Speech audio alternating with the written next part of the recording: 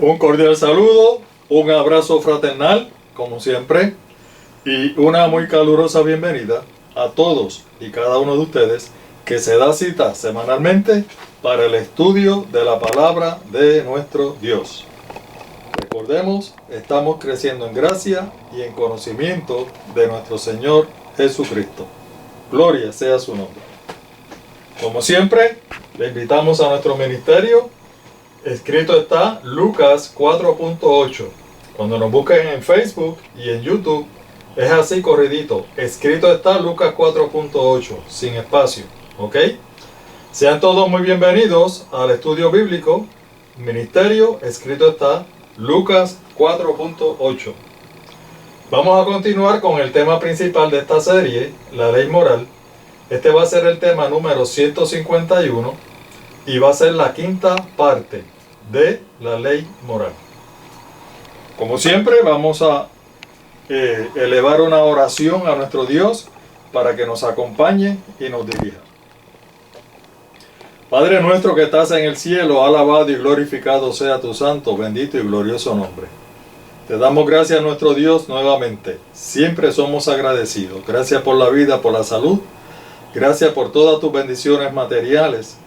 Y sobre todo, mi Dios, gracias por las bendiciones espirituales, muy especialmente por este hermoso privilegio de haber conocido este maravilloso mensaje de salvación, haberlo aceptado, y este privilegio inmenso que tú nos das de poder proclamarlo, de sembrar la semilla, mi Dios, y colaborar en algo con esta gran obra de predicación.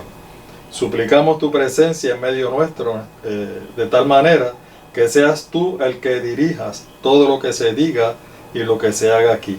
Impresiona las mentes, como siempre te pedimos, mi Dios, para que algunas personas o muchas personas puedan entender que queda muy poco tiempo y que la salvación que tú nos ofreces es una salvación maravillosa y está disponible para todos. Acompáñanos y dirígenos siempre. En el glorioso nombre de nuestro Señor Jesús.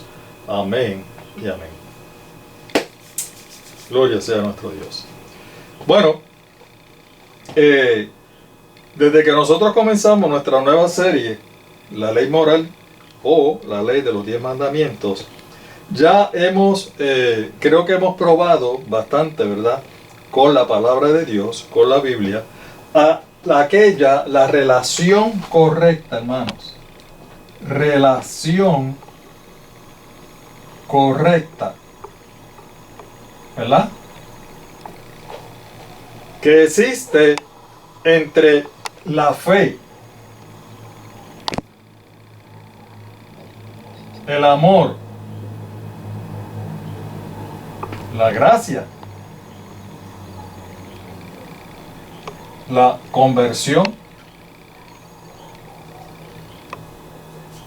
el nuevo nacimiento,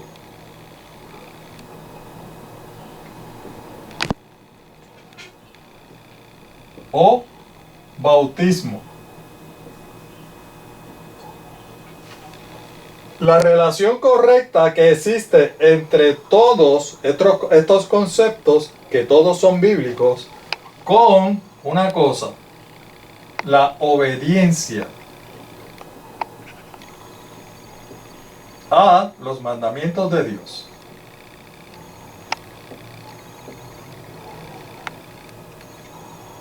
¿Ven? Y hemos visto que la Biblia nos ha enseñado y nos ha explicado, nos ha demostrado que la relación correcta entre esto que está aquí, ¿verdad? La fe, el amor, la gracia, la conversión, el nuevo nacimiento o bautismo, con la obediencia a los mandamientos de Dios, es una relación de causa y efecto, ¿verdad? Donde la obediencia a los mandamientos de Dios es el fruto, ¿verdad? El efecto, es el fruto, es el resultado, o es la consecuencia.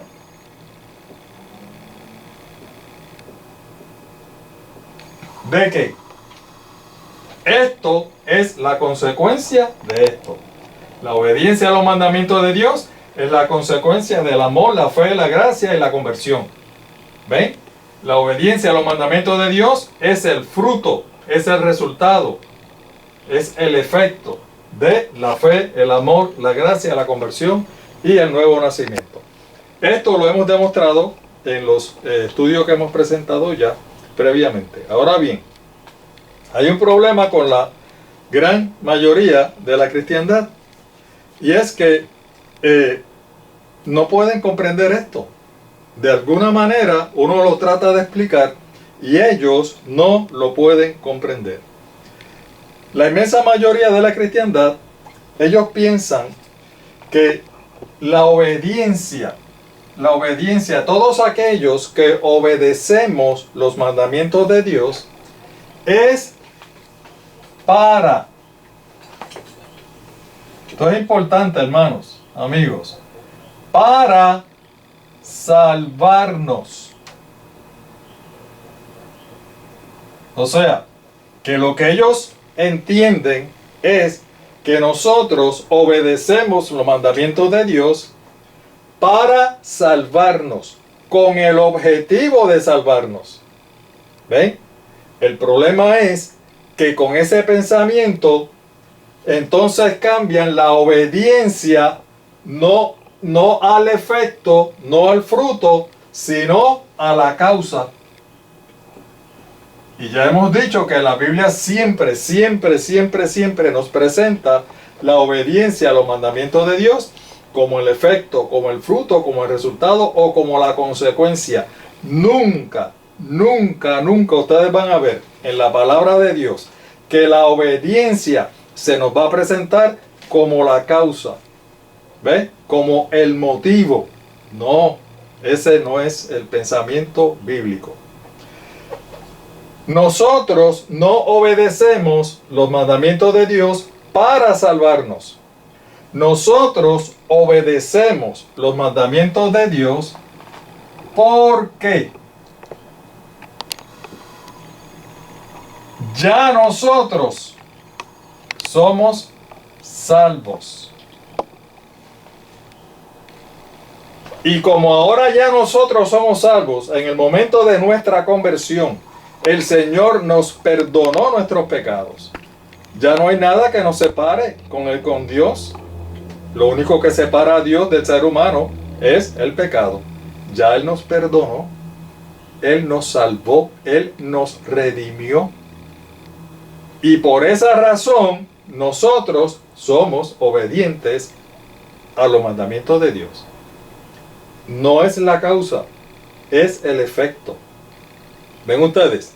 Aquí está la clave. Ellos piensan que nosotros obedecemos para salvarnos, pero la realidad es que nosotros no obedecemos para salvarnos. Nosotros obedecemos porque ya nosotros somos salvos. Ustedes saben que en estudios pasados el mismo Señor Jesús le había dicho a Nicodemo que tenía que nacer de agua y de espíritu, ¿verdad? Agua y del espíritu. Y nosotros explicamos en estudios pasados lo que significa nacer del agua y del espíritu.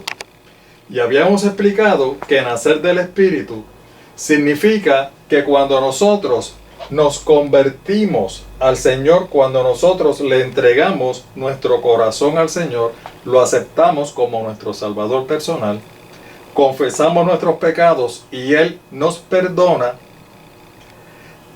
En ese momento, hermanos, el Señor pone su espíritu dentro de nosotros. ¿Ve?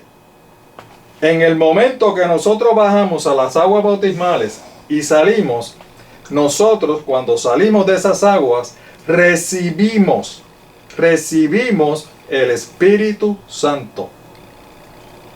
¿Y qué hace ese Espíritu en nosotros? ¿Por qué dice el Señor Jesús que es necesario nacer del agua y del Espíritu? Las dos cosas, agua y del Espíritu. Ah, lo que pasa es que hay una cosa. Ese Espíritu Santo que Dios deposita en nosotros cambia nuestra naturaleza espiritual.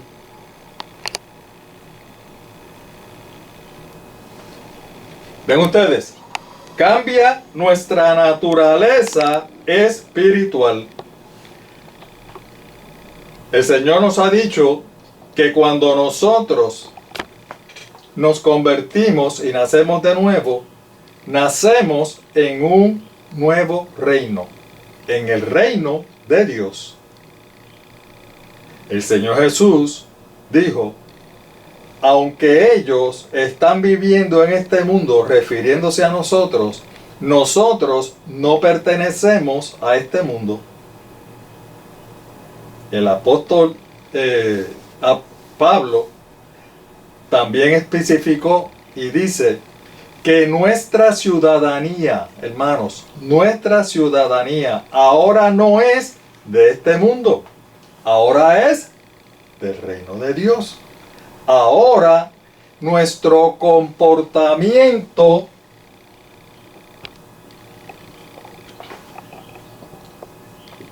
es diferente.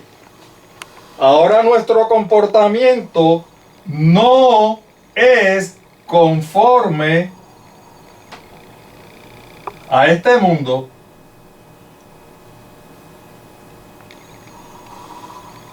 Ahora nuestro comportamiento es conforme al reino de Dios.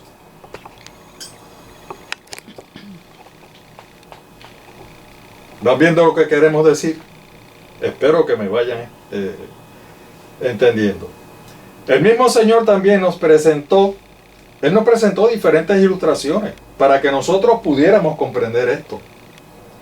En otra de las ilustraciones que nuestro Señor nos da en su palabra, nos dice que cuando nosotros todavía no éramos conversos, no le habíamos aceptado como nuestro Salvador personal, cuando nosotros vivíamos en el mundo y éramos del mundo y nos comportábamos como personas de este mundo, el Señor dice y nos hace una referencia que nosotros éramos árboles estériles. Estériles. Ustedes saben lo que son los árboles estériles, ¿verdad? Estéril viene de que no procrea, no produce. Un árbol estéril es que no produce frutos, hermanos. Amigos, no produce frutos. Puede ser un árbol que se vea bien saludable y tenga un follaje extraordinario y sea una cosa maravillosa, pero no produce frutos. No da frutos. Es un árbol estéril. Y el Señor dice que cuando nosotros todavía no pertenecíamos a su reino, al haberle aceptado, nosotros éramos árboles estériles, no dábamos ningún fruto. Otra comparación que el Señor hace precisamente con relación a los árboles es que también dice que cuando nosotros éramos parte de ese mundo y nos comportábamos como ciudadanos de este mundo, éramos también árboles maleados. ¿Qué significa un árbol maleado?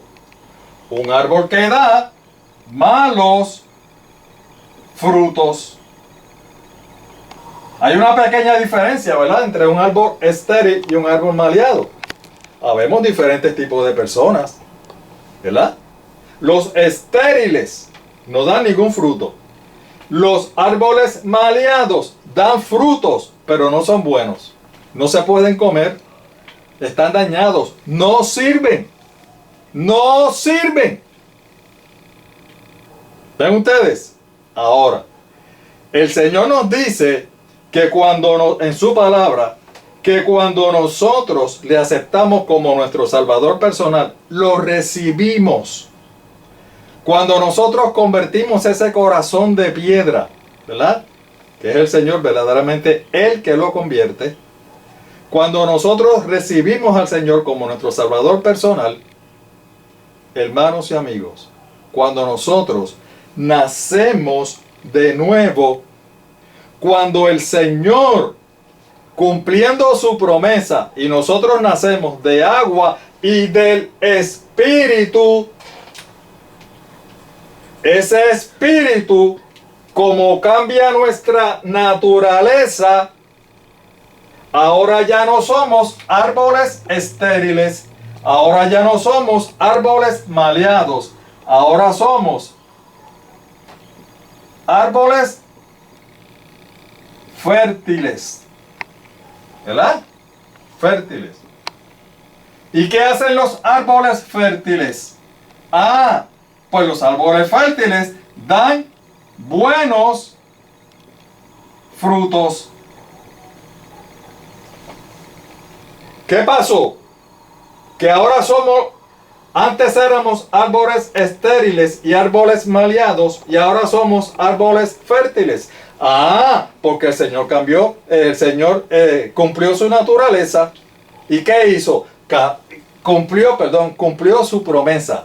Cumplió su promesa. ¿Y qué él hizo? Pues cambió nuestra naturaleza espiritual, lógicamente.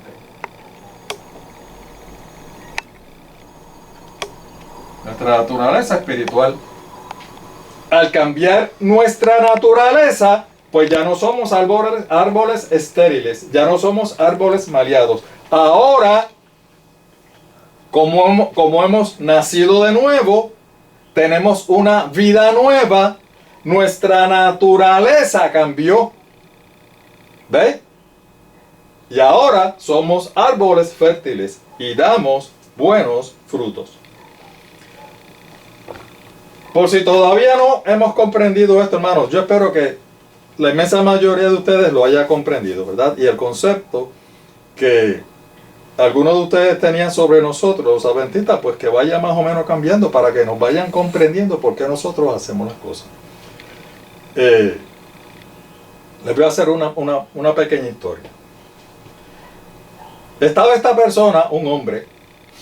Este hombre, pues, precisamente, era un ciudadano de este mundo y se comportaba como un ciudadano de este mundo. ¿Qué hacía? Él todos los fines de semana se iba a tomar licor con sus panas, sus amigos.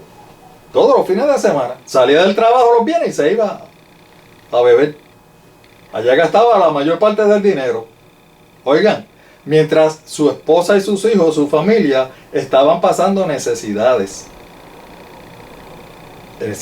económicas, ¿verdad? Y él estaba allá y venía cuando le daba la gana y llegaba a la casa cuando le daba la gana.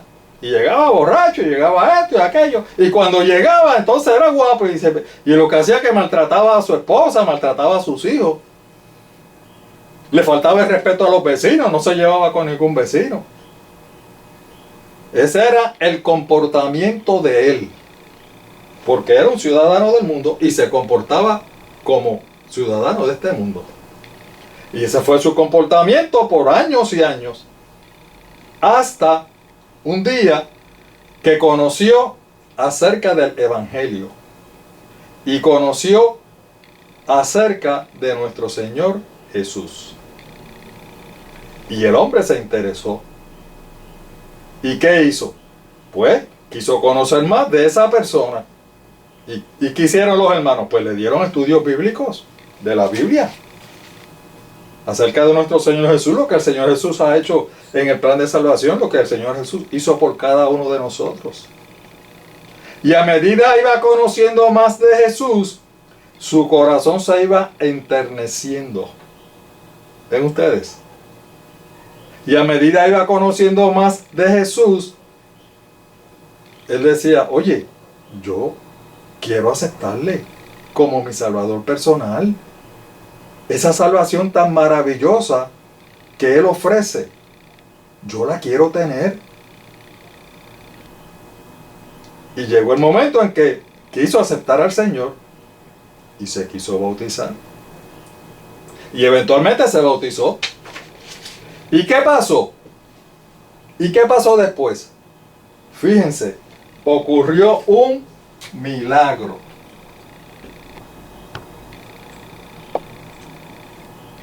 ¿Por qué?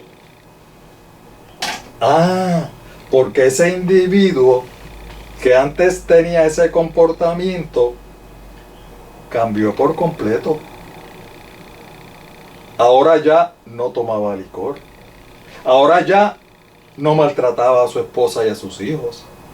Ahora, en vez de irse a la barra los fines de semana, se iba para la iglesia. Ahora, en vez de faltarle respeto a los vecinos, buscaba la forma de ayudar a sus vecinos.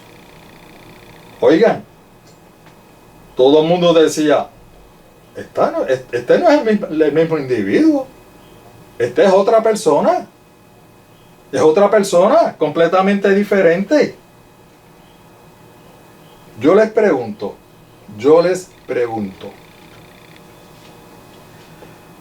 ¿qué fue lo que pasó?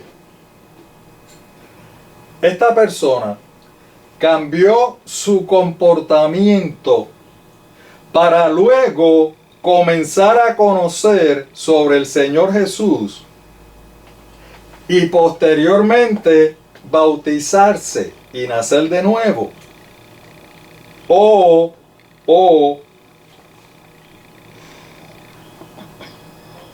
ese comportamiento, ese cambio en su naturaleza espiritual vino como resultado, como una consecuencia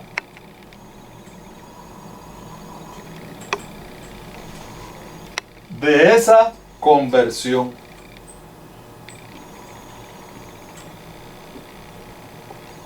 De esa decisión que él tomó de bautizarse y nacer de nuevo. ¿Ven ustedes? ¿Qué fue lo que pasó? ¿Qué entienden ustedes que fue lo que pasó? ¿Él cambió su comportamiento primero para después conocer? No, evidentemente no. El cambio en su comportamiento vino después de él haber recibido a nuestro Señor Jesús como su Salvador personal. ¿Ven? Fue el efecto, la consecuencia, el resultado. ¿Cuál fue la causa? La causa fue el amor que Él desarrolló por nuestro Señor Jesús. La fe que Él desarrolló en nuestro Señor Jesús. Esa conversión que su corazón, su mente, su naturaleza sufrió cuando decidió tomar la decisión de aceptar al Señor como su Salvador personal. ¿Ven? Nuevamente, el principio de causa y efecto. ¿Me van entendiendo, mis queridos hermanos y amigos? Si ustedes pueden entender eso, es fácil entonces comprender por qué nosotros, los adventistas, obedecemos los mandamientos de Dios. Nuevamente, nosotros no obedecemos para salvarnos. ¿Ve? La obediencia viene como un efecto, un fruto, un resultado, una consecuencia, de la misma manera que vino el fruto, la consecuencia y el resultado de este individuo después de haber aceptado al Señor como su Salvador personal. Ocurre lo mismo. Por eso es que nosotros somos obedientes como resultado de haber aceptado a nuestro Señor como Salvador personal. Bueno, espero que hayan entendido ahora un poquito mejor la relación correcta que hay entre la fe, el amor, la gracia, la conversión, el nuevo nacimiento o el bautismo y la obediencia a los mandamientos de Dios. En esta persona, hermanos, en esta persona, esto provocó un cambio en su comportamiento. ¿Eh? Dentro de los cuales, pues lógicamente estaba la obediencia a los mandamientos de nuestro Dios. Bueno, el tiempo sigue corriendo. Habíamos dicho de que en íbamos a comenzar en este estudio, el tema sobre el antiguo y el nuevo pacto, ¿verdad? Yo estoy seguro que cada uno de ustedes, o por lo menos la inmensa mayoría, ha escuchado algo y tiene alguna noción sobre lo que es el antiguo y el nuevo pacto. Porque la mayoría de ustedes ha escuchado a alguien decir algo sobre el antiguo y el nuevo pacto. El antiguo y el nuevo pacto es bíblico, es un principio bíblico, ¿verdad? El problema es que la mayoría lo ha distorsionado. Bueno, ¿qué es lo que generalmente hemos conocido? Y fíjense, yo me incluyo porque era el conocimiento que yo también tenía. Con relación al antiguo pacto, o al viejo pacto, ¿verdad? Al viejo pacto. ¿Qué era lo que sabíamos? ¿Qué era lo que nos habían dicho? Y lo más seguro es lo que les han dicho a ustedes. El antiguo pacto pertenecía y le aplicaba al Antiguo Testamento. ¿Verdad? Eso es lo que siempre nos han dicho. El antiguo pacto aplicaba al Antiguo Testamento. El antiguo pacto o el viejo pacto le aplicaba también al pueblo de Israel. O sea, a los judíos, ¿verdad? Mejor conocido como los judíos. ¿Y por qué le aplicaba a ellos? Bueno, pues le aplicaban porque ellos eran el pueblo de Dios.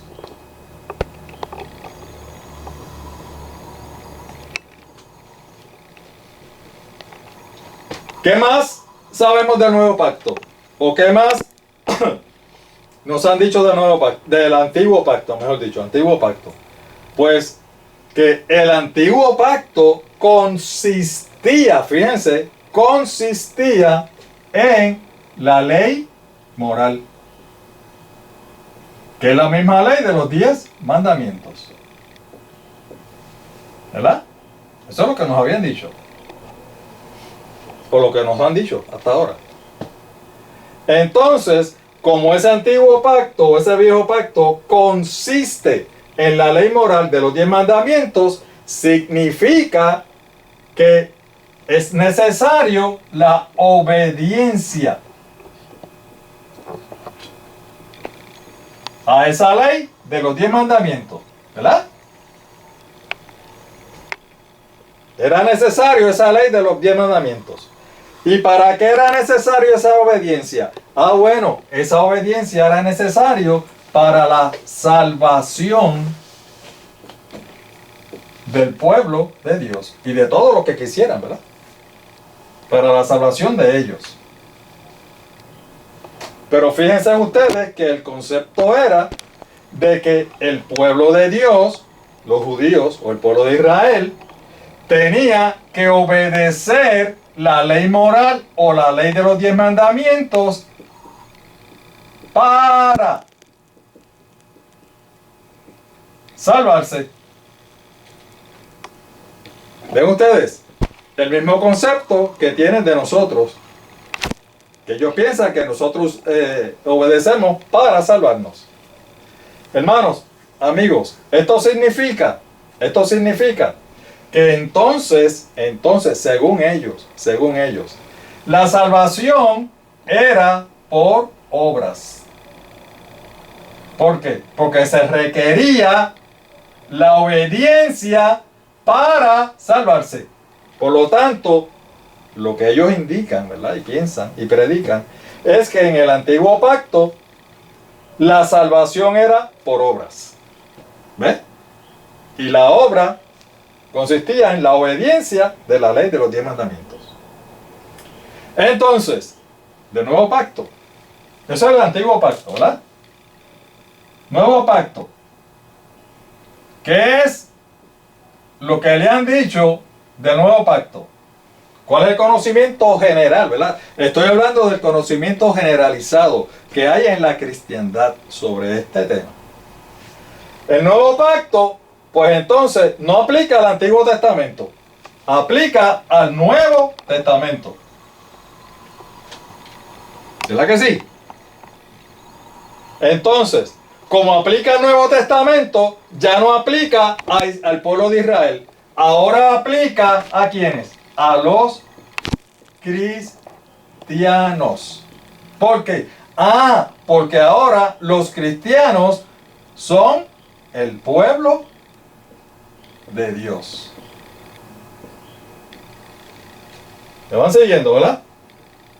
Eso es lo que hemos sabido acerca de el nuevo pacto.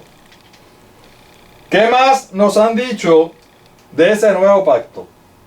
Bueno, que en el antiguo pacto consistía de la ley moral o de los 10 mandamientos. En este nuevo pacto consiste de la fe y la gracia.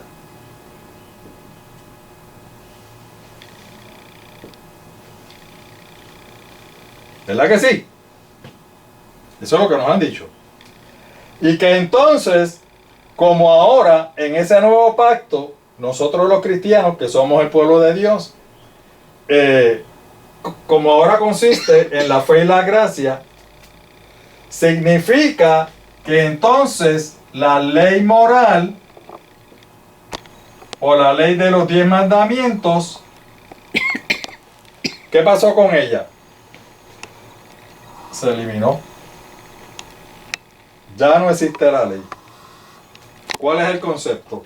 Que cuando el Señor Jesús murió en la cruz del Calvario, sencillamente lo que hizo fue abolir, crucificar y eliminar la ley de los 10 mandamientos. Ese es el concepto que se tiene, ¿verdad? Y entonces, como ahora la ley se eliminó, ¿qué pasó con la obediencia? Pues también se elimina. Porque si no hay ley, no hay una ley que tenemos que obedecer, pues la obediencia se elimina también.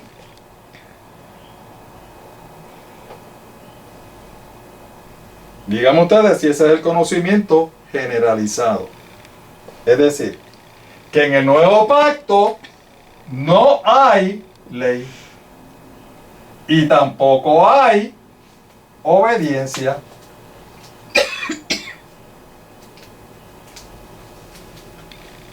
Solamente lo que hay es fe y gracia. Eso es lo que nos han dicho. Bueno, ustedes saben que la Biblia nos dice, y el apóstol Pablo específicamente nos dice, que no se requiere mucha levadura para fermentar mucha masa, ¿verdad? La masa, refiriéndose a la masa del pan. Y que no hace falta mucha levadura para fermentarla. ¿A qué se refiere, hermanos? Se refiere a que no hace falta mucha herejía o mucha falsa enseñanza para distorsionar el concepto completo de lo que representa la masa, ¿verdad? De lo que representa la enseñanza correcta y verdadera de la palabra de Dios. ¿Qué es lo que el enemigo ha hecho? Hay algunas cosas en este conocimiento que son muy correctas. Sí, que son muy correctas.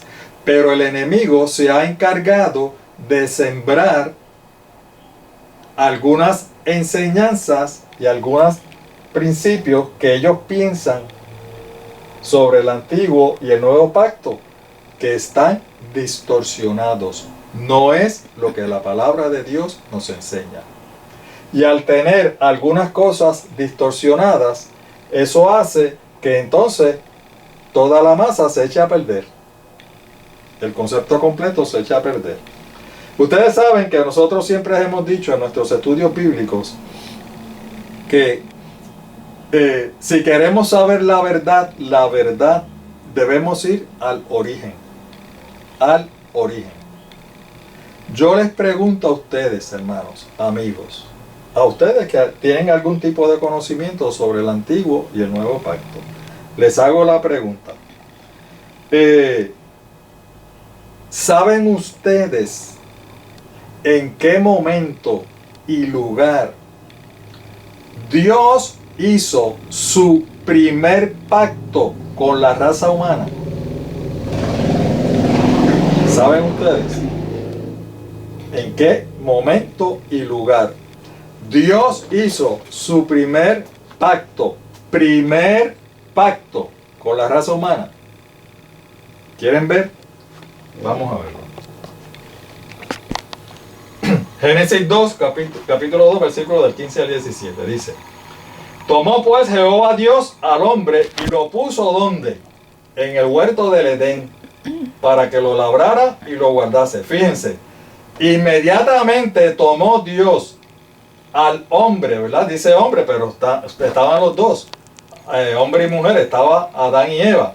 Tan pronto los puso en el huerto del Edén, inmediatamente dice: y mandó Jehová al hombre diciendo: de todo árbol del huerto podrás comer, mas del árbol de la ciencia del bien y del mal no comerás, porque el día que de él comieres, ¿qué va a pasar? Ciertamente morirás. Fíjense ustedes, y es, hermano, extremadamente importante, pero extremadamente importante, que nosotros tengamos en cuenta una cosa: que cuando sucedió esto, Adán y Eva eran perfectos. Adán y Eva no habían pecado. Y por lo tanto, nuestros primeros padres estaban cubiertos por la gloria de Dios. Y lo otro, lo que nos dice allí, ¿en dónde era que ellos vivían? Hermanos, en el paraíso. En el paraíso. Fíjense ustedes que estando ellos en esa condición perfecta, sin pecado, estando ellos cubiertos con la gloria de Dios, Dios le dijo: oigan, pueden comer de todo, hay 1.000.000 de árboles para que ustedes coman, pero de este no coman. Les hago la pregunta: ese pacto que Dios hizo con nuestros primeros padres, estando ellos en una condición perfecta sin pecado, ¿en qué consistía ese primer pacto? ¿En qué consistía?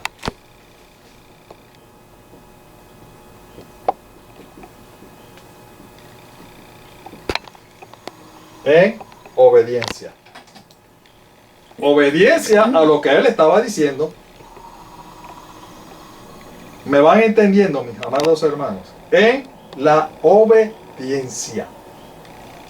Ellos debían de obedecer.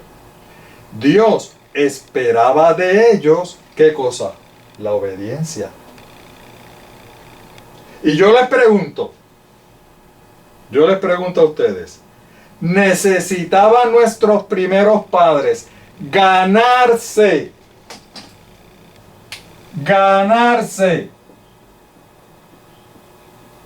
la salvación?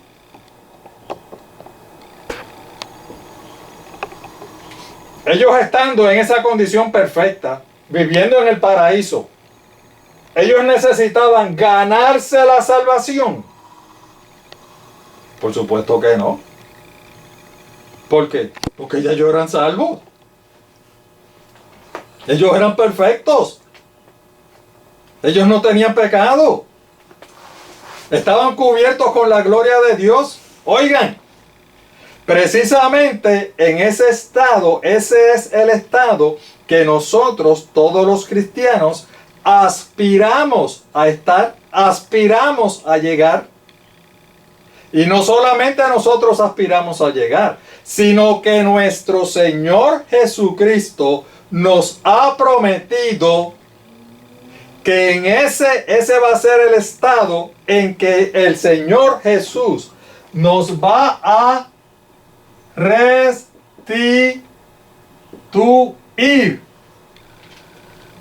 ¿A restituir en qué momento? En ese momento glorioso cuando el Señor Jesús regrese en gloria. Alabado sea mi Dios. Dice la Escritura que todos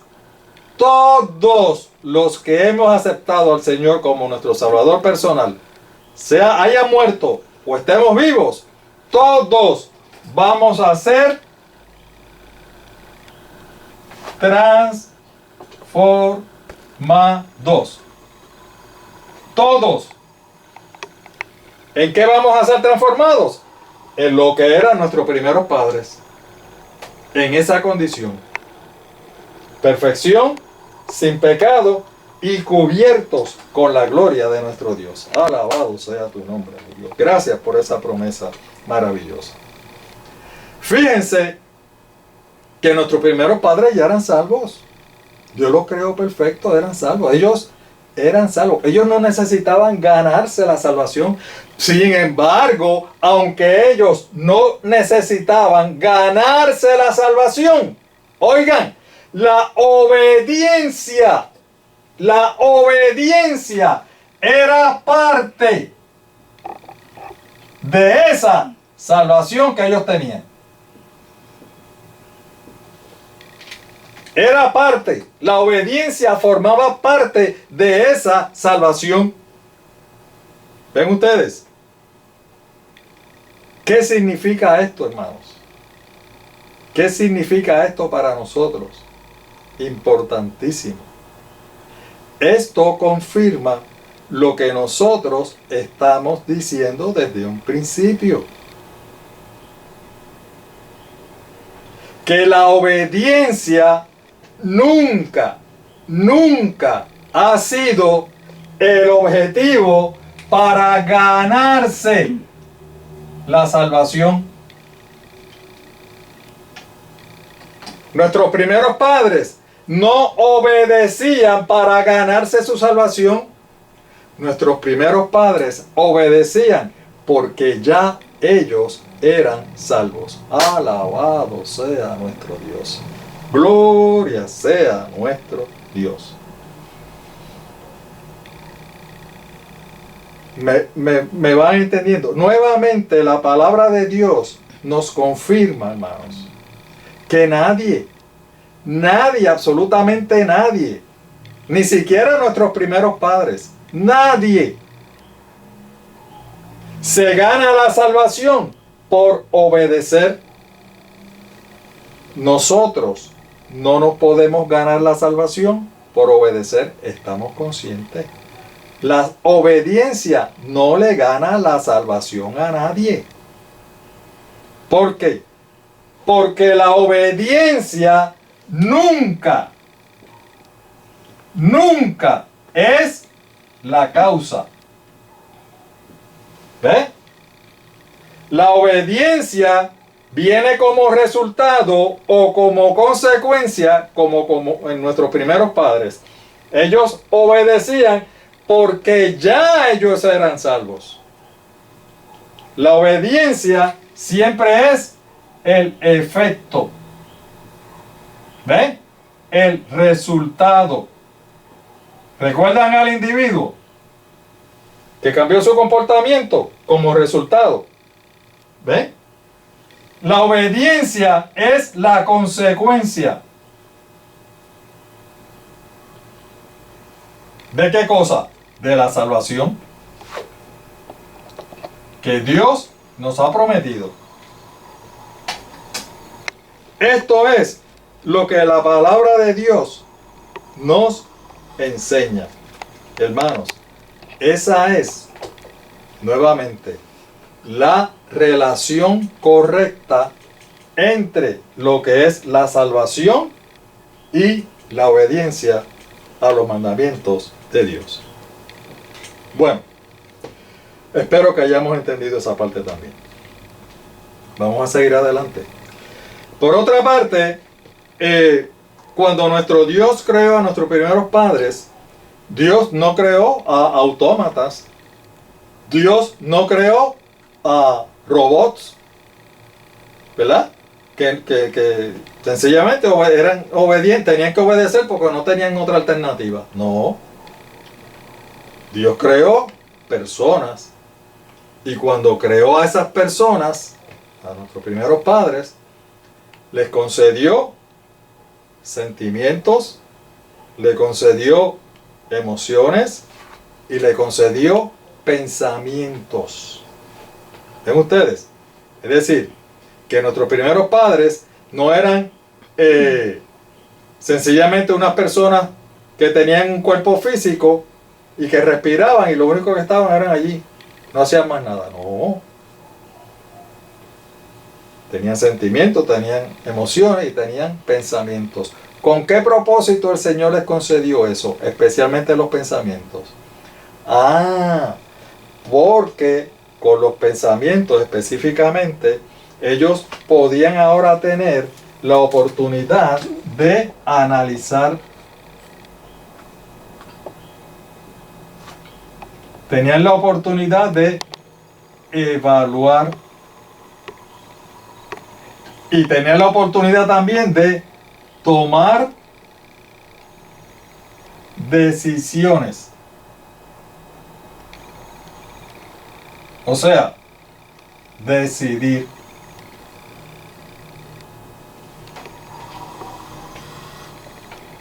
¿Me van siguiendo? Y entonces, esa capacidad que Dios le dio a nuestros primeros padres de decidir y tomar decisiones, eso es lo que nosotros conocemos como el libre albedrío, ¿verdad? El libre albedrío, la capacidad de poder decidir entre una cosa y otra cosa. Pero había un detalle. Para que ellos pudieran ejercer ese libre albedrío o esa capacidad de decidir, ellos tenían que tener por lo menos dos alternativas de dónde escoger. ¿Por qué? Porque si Dios no les daba dos alternativas para que ellos pudieran escoger, entonces ellos no tenían otra opción. No podían ejercer el libre albedrío si no tenían alternativas para escoger. ¿Ven ustedes? Fue por eso que nuestro Dios, allí mismo en el huerto del Edén, para que ellos, o sea, con el objetivo de que ellos pudieran ejercer su libre albedrío, el Señor le dio dos alternativas. ¿Cuál alternativa? Bueno, tiene la alternativa de obedecer. ¿Qué significaba obedecer cuando Dios les advirtió? Obedecer significaba no comer del fruto. ¿Recuerdan ustedes cuando el Señor se lo dijo? O ellos tenían la oportunidad de desobedecer.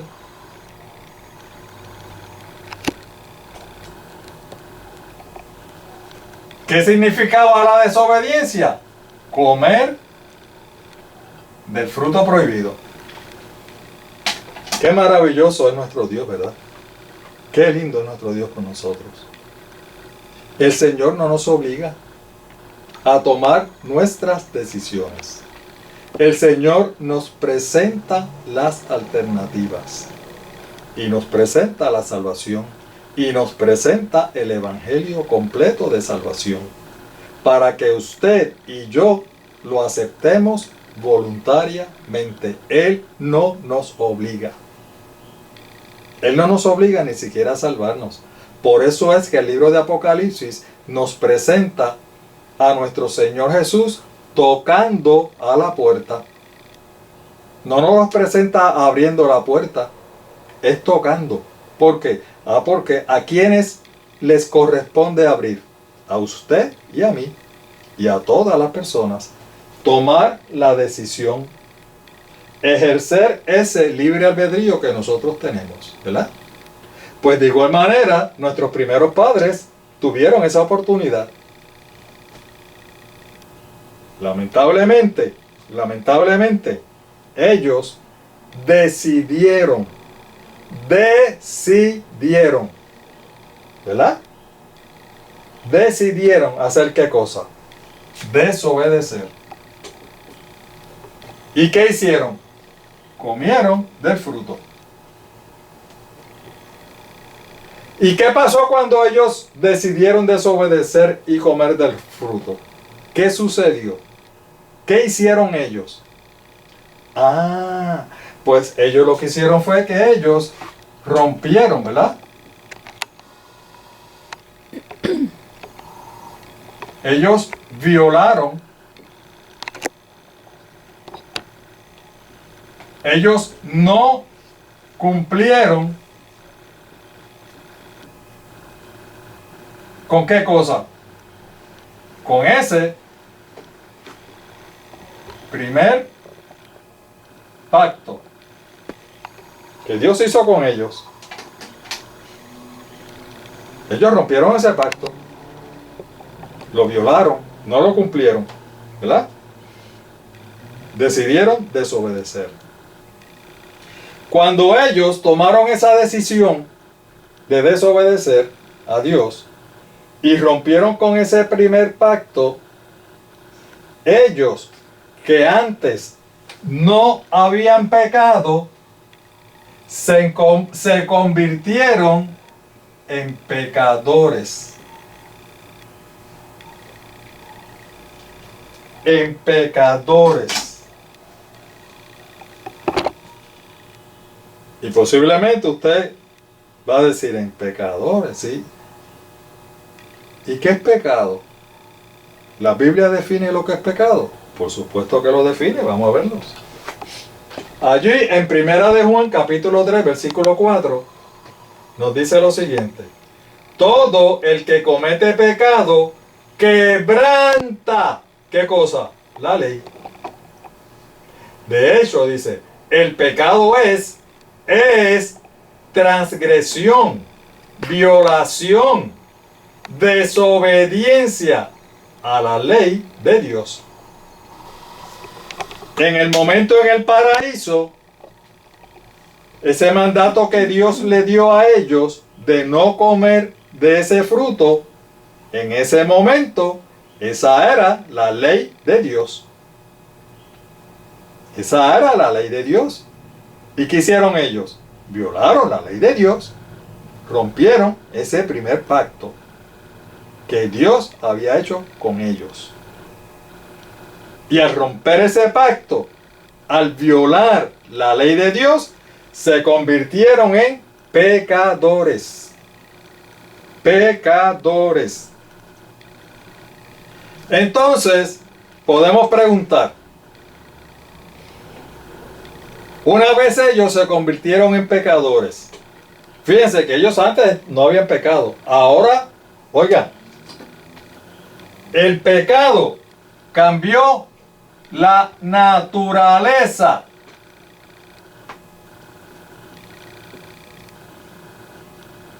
Espiritual ¿de quiénes? De nuestros primeros padres. ¿Ven ustedes cómo es que la palabra de Dios tiene una armonía perfecta, una armonía maravillosa? Maravillosa.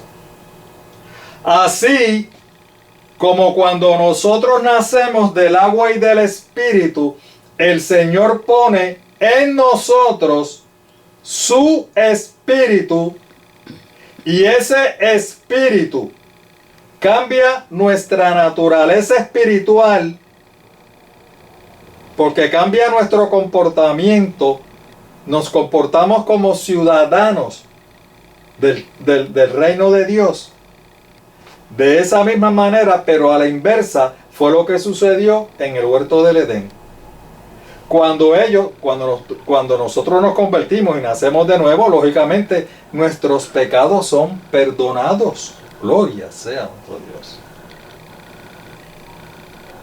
¿Ven? Pues eso mismo sucedió a la inversa en el huerto del Edén. Ellos no eran pecadores, ellos no conocían el pecado, pero al desobedecer la ley de Dios, al romper ese pacto con Dios, se convirtieron en pecadores y su naturaleza espiritual cambió. Ahora son pecadores. ¿Lo ven? Ahora vienen a ser pecadores. Y entonces preguntamos, ¿cuál fue la primera consecuencia, hermanos? La primera consecuencia de haberse convertido en pecadores. ¿Cuál fue esa primera consecuencia? ¿Quieren saber? Vamos a leerlo. Génesis 3, capítulo 3, versículo 7. En ese momento se les abrieron los ojos y tomaron conciencia. ¿Ven de lo que estamos hablando, hermanos? Tomaron conciencia de su desnudez. Por eso, para cubrirse, entretejieron hojas de higuera. Hermanos, si ellos se dieron cuenta de que estaban desnudos, ustedes saben lo que pasó, ¿verdad? Que esa gloria de Dios que los cubría, ellos fueron despojados. ¿De qué cosa? De la gloria de Dios. Esa fue la primera consecuencia. Ellos se dieron cuenta de que estaban desnudos, porque ya la gloria de Dios no los cubría. Se habían constituido en pecadores, habían desobedecido a Dios. Esa fue la primera consecuencia.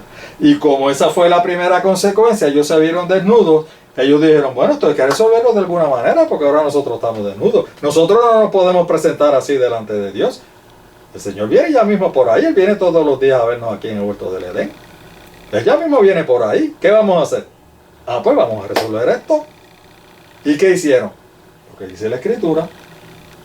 Entretejieron hojas de higuera para cubrirse. ¿Para qué cosa? Para vestirse.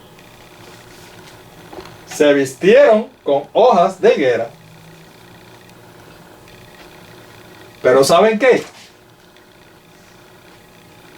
Aunque ellos se vistieron con hojas de higuera, y ahora ya ellos no estaban desnudos, ellos estaban vestidos. Bueno, con hojas de higuera, pero estaban vestidos. Ellos no estaban desnudos. Sin embargo, aunque estaban vestidos, ellos se sentían desnudos. Con todo y ese vestido, ellos se sentían desnudos. ¿Por qué? Por esto. Mire lo que dice la palabra. Génesis 3, del 8 al 11. Y oyeron la voz de Jehová que se paseaba en el huerto. El Señor vino a verlo como hacía siempre, al aire del día. Y el hombre y su mujer, ¿qué hicieron? Se escondieron de la presencia de Jehová entre los árboles del huerto. Al esconderse, dice, Jehová entonces los llamó y les dijo, ¿dónde estás? Y entonces, mire cuál fue la respuesta. Él respondió, en este caso Adán, oí tu voz en el huerto y tuve miedo. ¿Por qué tuviste miedo? Porque estaba desnudo y me escondí. Pero ven acá. No dice el texto anterior que ya tú te habías vestido. No dice el texto anterior que ya tú estabas cubierto. Él dice que todavía estaba desnudo, aunque en verdad no estaba desnudo, estaba cubierto. ¿Ven ustedes? Que aunque ellos estaban cubiertos, ellos se sentían desnudos delante de Dios. ¿Por qué? Porque eso es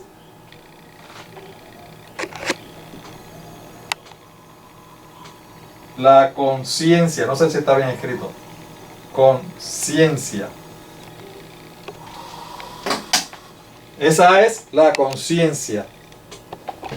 ¿Ven? Oigan, ese fue el espíritu que Dios les puso cuando los creó. Ese espíritu les estaba diciendo que aunque tú estás vestido, en verdad no estás vestido. La conciencia. Eso es lo que a nosotros nos molesta cuando hacemos algo malo. La conciencia. Ya queremos después resolver, no, esto hay que resolverlo de alguna manera y tratamos de resolver y poner parcho aquí y poner parcho allá. Pero la conciencia nos dice, oye, aunque estás vestido físicamente, en verdad estás desnudo. Adán reconoció que estaba desnudo. Entonces, fíjense lo que dice el versículo 11. Y Dios le dijo, ¿quién te enseñó que estabas desnudo? ¿Has comido del árbol que yo te mandé que no comieses? En otras palabras, en ese momento Dios les dejó saber a nuestros primeros padres por qué era que ellos estaban desnudos. ¿Cuál fue la razón? Porque ellos comieron del árbol que Dios le había dicho que no comieran. Oigan, del único, había solo un árbol del bien y del mal. No había muchos, uno solo, entre todos los cientos de miles de millones que ellos tenían para escoger. Es decir, que en ese momento Dios les reveló a ellos por qué fue que habían sido despojados de la gloria de Dios. ¿Por causa de qué? De la desobediencia.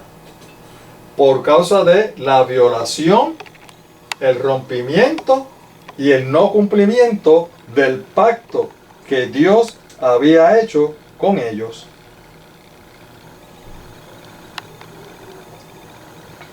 Y yo les pregunto, ¿fueron ellos los únicos afectados por esa conducta? ¿Fueron ellos los únicos afectados? Vamos a ver lo que nos dice el apóstol Pablo. Allí en Romanos, capítulo 3, versículo 23. Por cuanto todos, ¿quiénes? ¿Cuántos? Todos.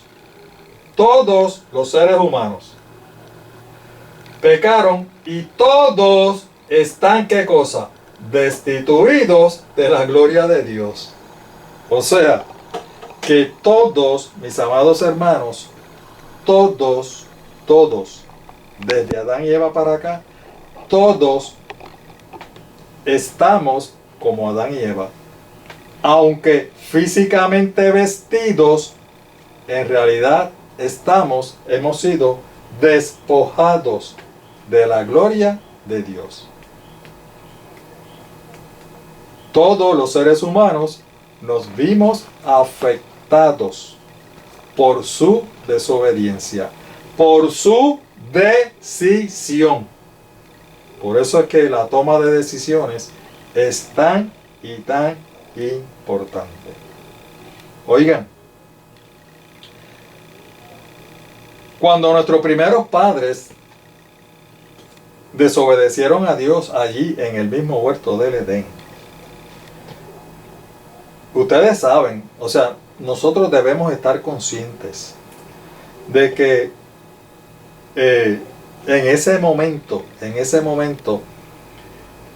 estuvo en peligro la raza humana, o sea, que Dios tenía la facultad y el derecho de destruir a nuestros primeros padres, de matarlos. Porque ya Él se lo había advertido. El día que de Él comieres, ¿qué va a pasar? Van a morir. El Señor los podía matar allí mismo. Y si mataba a nuestros primeros padres, miren, toda la raza humana no hubiera nacido nunca. Ninguno de ustedes, ninguno de nosotros hubiéramos estado aquí. Nadie hubiera estado aquí. Porque de ellos descendemos todos. ¿Ven? Así que en ese momento estuvo en peligro, ¿verdad? Estuvo a punto de extinguirse la raza humana. Y Dios tenía la facultad para hacerlo. Sin embargo, ¿qué nos dice la palabra de Dios? ¿Qué nos dice la palabra de Dios? ¿Ellos murieron en ese momento? No, ¿verdad? ¿Qué hizo Dios? ¿Qué hizo Dios? ¿Quieren saber lo que hizo Dios? Le invitamos para el próximo estudio, para que entonces sigamos estudiando y veremos qué fue lo que el Señor hizo. Recuerden, mis amados hermanos, nuestro ministerio escrito está, Lucas 4.8. Adiós, nos vemos hasta la semana que viene. Por lo tanto, que nuestro Dios nos continúe bendiciendo a todos y cada uno de nosotros.